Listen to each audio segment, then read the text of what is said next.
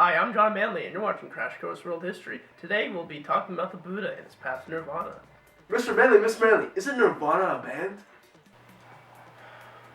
No, me from the past.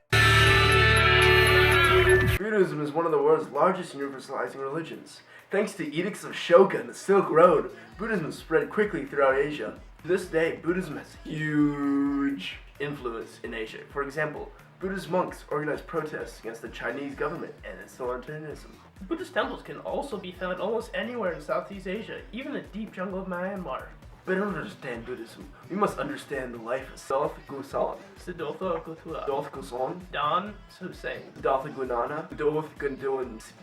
Gautama, or commonly known as the Buddha. Siddhartha Gautama was born a prince in the Newport of India, either in the 5th or 6th century BCE. He grew up with extensive military training, but was protected from the outside world by a castle that his father forbid him from leaving for 29 years.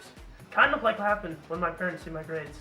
At 16, Siddhartha married his cousin, whose name I'm not even going to try to pronounce. They had a son together. However, despite his ancestral marriage, he felt unsatisfied by his life and left the palace. Oh, is it time for the open letter? No, an open letter to College Board. But first, let's see what's in the secret compartment. A mechanical pencil. Nope.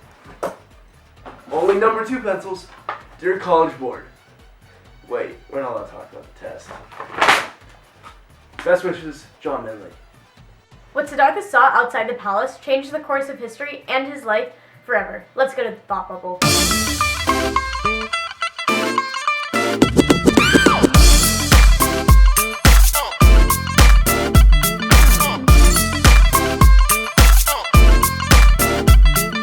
He saw an old man,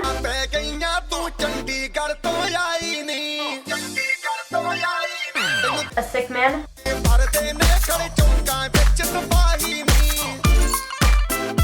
a decaying corpse, and an ascetic. This depressed Siddhartha, and he left his life as a prince in order to become spiritually enlightened.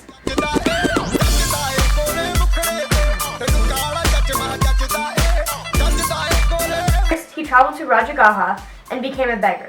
However, too many people recognized him as a prince. So, Siddhartha left Rajagaha to practice yoga and meditation under several different teachers, but he was still left unhappy.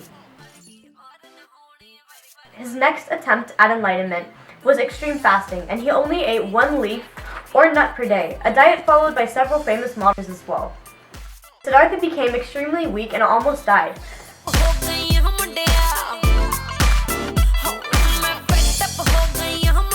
But luckily, a village girl named Sujata gave him some bread and rice pudding. This helped him achieve a blissful state, and he went to Bodh Gaya and sat underneath a papal tree, meditating there for 49 days.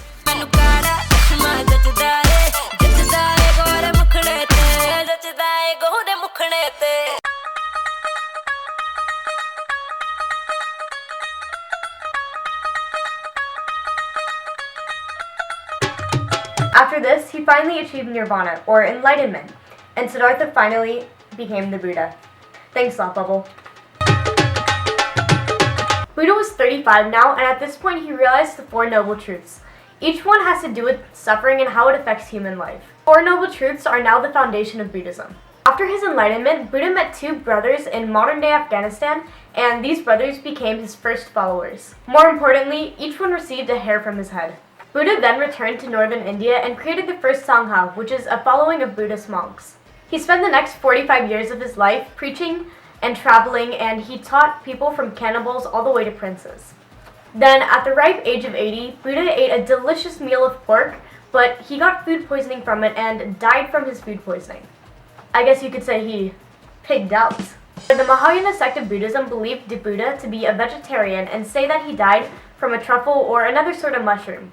But this doesn't give me much room for jokes.